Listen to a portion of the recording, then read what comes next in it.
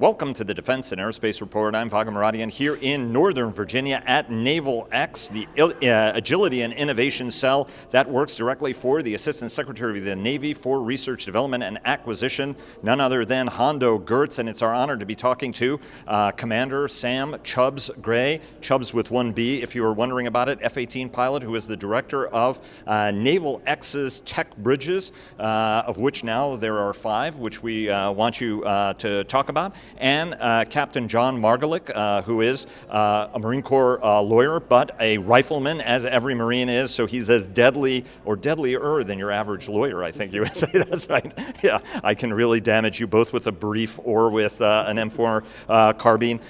Commander, want to start off? You guys had some news.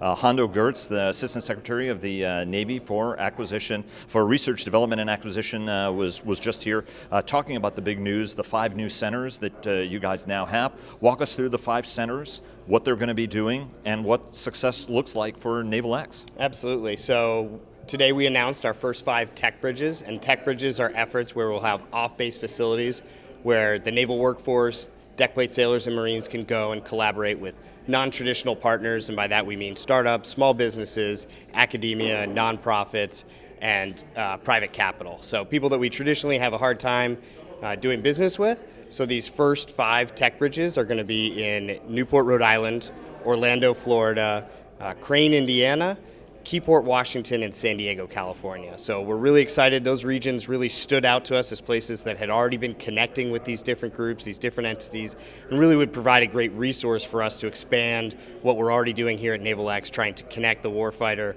with better, more agile tools. So we really hope in the next 5 years that Tech Bridges gets recognized as the storefront of the Department of the Navy, someplace where you can go very quickly learn about what are the problems affecting our sailors and Marines and how can we solve those problems in a collaborative way. And just to let people know, Newport and Keyport are both undersea warfare centers. Newport, Rhode Island, of course, Naval War College. San Diego is, well, San Diego. Crane is a big NAVSEA facility out there as well. And Orlando is? No, Orlando is the Naval Air Warfare Center for Training System Development. So it's our simulator center, right, which actually is excellent to have down in Orlando because as some people know, but not everyone, that Orlando has really in the last few years come out as this center for design excellence in digital. It's where several of the best gaming companies have founded their headquarters, and we're very, very closely partnered with the University of Central Florida, which is now the largest university in the country and has an excellent, excellent program developing a lot of really great computer scientists coming out every year that we can have help solve some of these problems. Exactly. Enormous capability down there. Captain, talk to us a little bit about some of the successes the organization already has had, because that's something that folks are trying to wrap their arms around.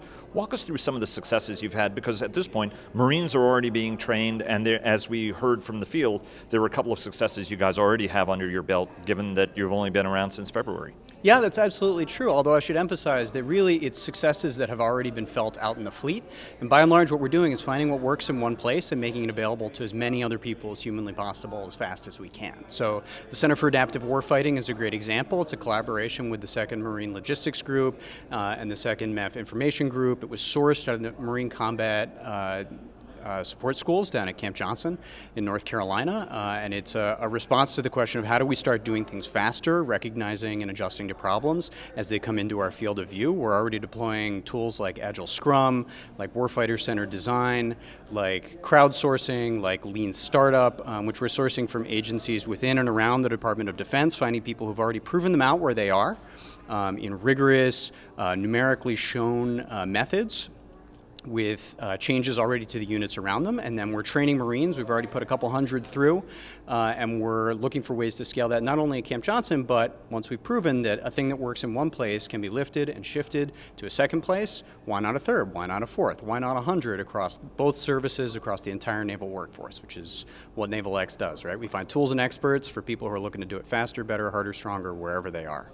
So we do that across our playbooks line of effort, which I run. We're looking at other transactions operations, at Agile Scrum, which we've already deployed at the center down there, at analytics cells, which we found across the entire fleet.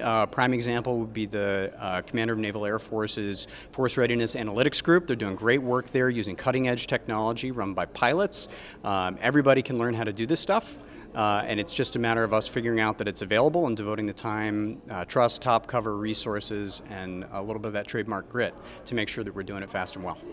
By the way, it also has one of the best acronyms, MCCSSS. So I think that's that for Marine Corps Combat Service Support School, right? It's all there. It's all there. And as Hondo Gertz said, as you were saying, right, don't reinvent the wheel. That's the whole focus of it. And if he sees a good idea, he's very happy to steal that that good idea.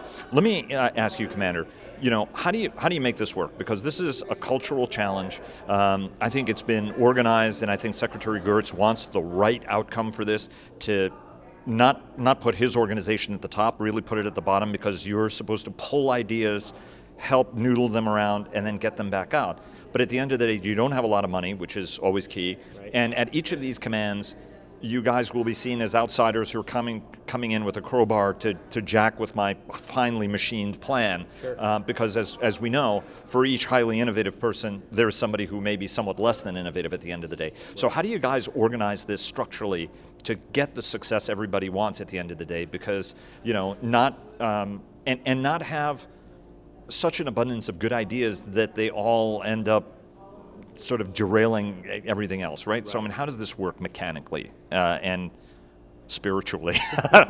No, I think it's a really tough question, but really the main way we're doing this is by not coming in and thinking that we have the answers. We're actually coming in looking to find out, what have you done right? What have your challenges been? What do you think is something that's we're able to scale and take to another location? And then we'll go and we'll find people that want to try something new and see if it will work there. And then once we have a couple of successes and we can point to that and say, hey, this was something that was developed not by us. We're really just the shepherds of it. We're the ones who are taking this information forward. And if it works in multiple locations, then that starts proving value all on its own. It won't be the name. It won't be us who's doing it. We're really just carrying this thing to others. John? I don't know that we can put it any better than that we ask, right? We're not here to tell you what the answer is. We're here to ask you what you need and then to figure out where it comes from. I don't know that anybody's going to do it better than Commander Gray just did. We're here to help at the end of the day. By the way, what's the interface? The Marine Corps has a lot of innovative mechanisms of its own that it's working right now. Marine Corps Combat Development Command. We talked to Lieutenant General Eric Smith just a week before last. Talk to us a little bit about how you guys are going to be interfacing and getting that push-pull through into the Marine Corps as well. That's got battle labs that are working on innovative concepts and also trying to serve as a percolator for ideas. I don't know that there's any particular magic to this on the Marine Corps side, other than we're going to find the things that are working and ask them what they need, and the same for the things that need to be tuned up a little bit. We all do. We're imperfect. That's in the nature of being a human being, right?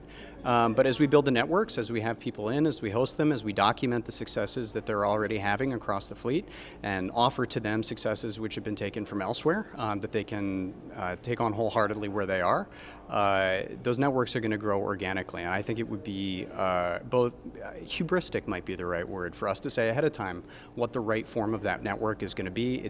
These are moving targets. We live in an uncertain world, and we don't know how something that works in method A in one place is going to work maybe not even at all in the same way in a second place. You guys have a very, very light footprint that you're trying to do this, right? Secretary Gertz, Assistant Secretary Gertz made it clear that we're not looking at massive manpower, it's handfuls of people. How big is the organization here at this point? We're less than a dozen. And really from full-timers, it's only about 5-6 of us that are full-time. Right. And then we rely heavily on rotationals that come from our systems commands right now. But you guys have a lot of folks with a lot of contracting background. You guys have very innovative civilians, so it's not just all uniforms that are part of it. You guys were a little bit opaque about what the priorities are going to be, although if I look at some of the centers, I can think that undersea warfare may be something that might be a priority, just like training would be a priority. And you said that some of this stuff is going to be going under contract. Where do you see this going? What do you think the priority areas are? Because you're trying to work top down to get answers to problems, but you're also working bottom up, right? So you have a kind of an up and down function. What are some of the top down things you're looking for? What are some of the bottom up things you're expecting? So from the top down, we really want to look at new innovative approaches. We want to start partnering and collaborating with groups that we just don't normally have. So while the Department of the Navy has a long tradition of partnering with academic institutions, that's traditionally been through their engineering departments to come in, to do internships, to do engineering type problems. But what we're seeing is that we can partner with all types of people. Entrepreneurship is very popular right now. We like to bring in people that have just different ways of thinking, partnering with schools of design, people who have not done business with the Department of the Navy in the past. So top down, we've really had a push of let's get some diversity of thought, let's get new and interesting ways to think about this, whether that's coming from the private industry side, from the academia side, or internal to the Department of the Navy, where we can find smaller organizations that haven't worked on ships or aircraft before, that can come in and say a different method of how they're doing it. From the bottom up, really, we can go anywhere and start asking, what are your hard problem sets? And there's just so many out there. We can just find the ones that really match the talent set that we have ready to go, so that we can do things rapidly, quickly, and then see if it's scalable.